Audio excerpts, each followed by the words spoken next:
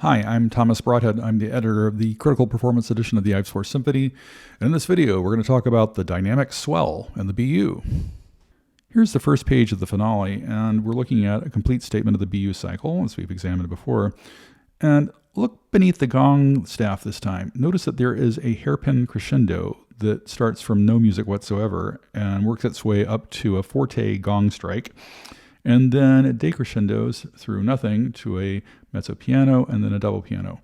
And it looks pretty clear that this hairpin actually applies to the entire BU section, not just to the gong.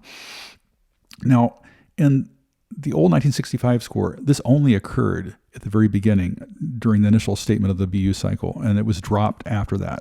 So it seemed just to be in effect for that opening statement of the cycle.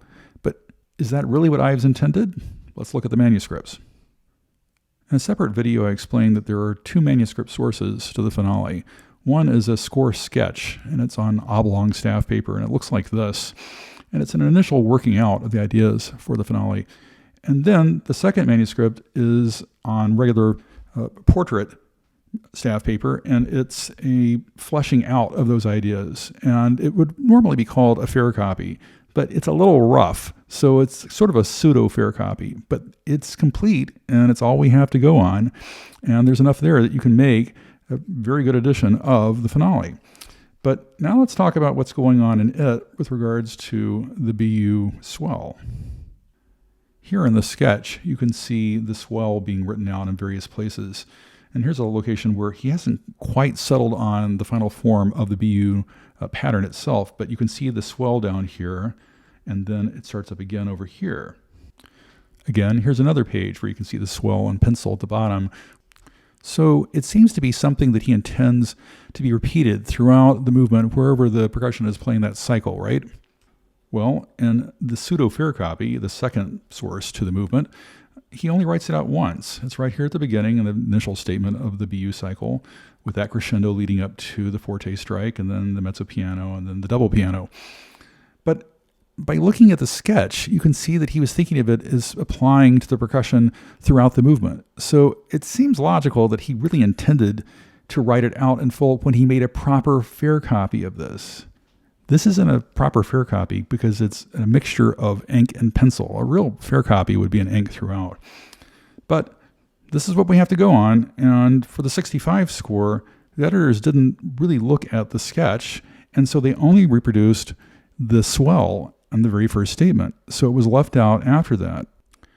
For the new edition, as you'll see, the swell has been realized throughout the full score and BU parts, and you can hear it in the new recordings where the conductor attended to the temporal rondo.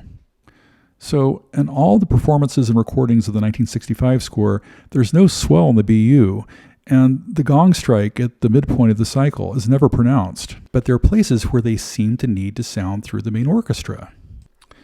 Here at measure 17, almost every instrument in the main orchestra stops playing for a few seconds to reveal the BU. And if you're attending to the temporal rondo, then you get a gong strike right at that moment. If you're not attending to the BU and the temporal rondo, then there's no gong strike there.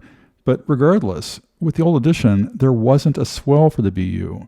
So here's what it sounded like before. We'll start at the beginning of the page at measure 15.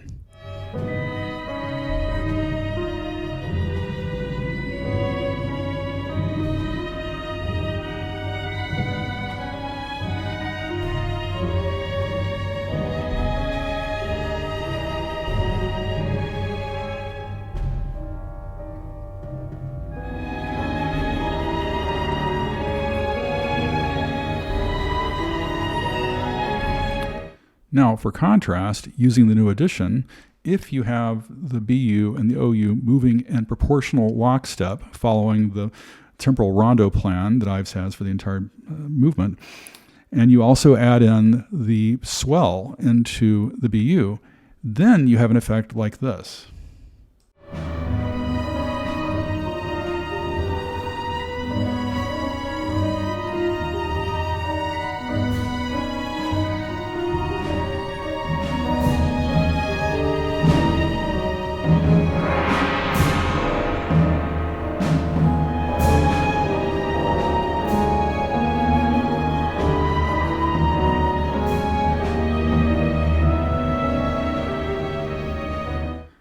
Now that gap in the main orchestra makes sense. It's opening up to reveal the BU and the high point of its cycle.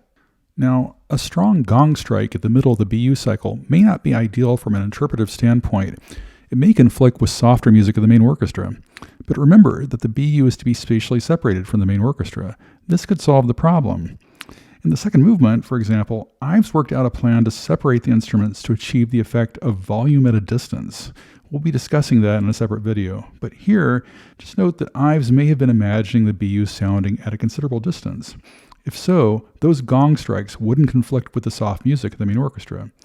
But if the BU is fairly close to the main orchestra, which is likely, loud gong strikes may cover up soft music, so it might not be best for those strikes to be loud at the midpoint of each cycle every time. So, in those places where a loud gong strike might not be ideal, I placed the F dynamic in parentheses and enclosed it in editorial brackets, as you see here, for double clarity. I've also added an asterisk that references a footnote at the bottom of the page that reads, "Perhaps reduce BU dynamic."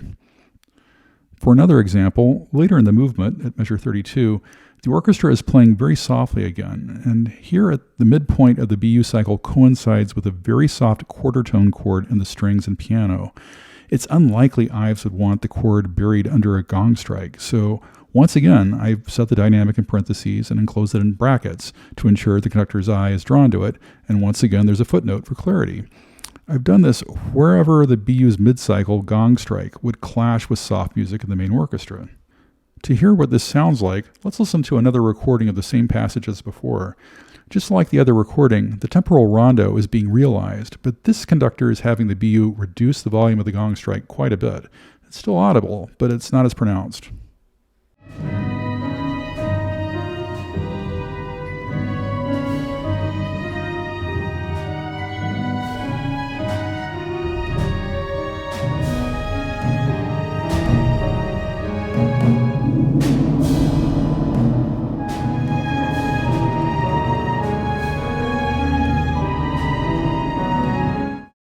So that's the skinny on the swell in the BU. It's more evidence for Ives's temporal rondo plan with the OU and BU in proportional lockstep, because the gong strike at the midpoint of the cycle lines up with musical events throughout the movement.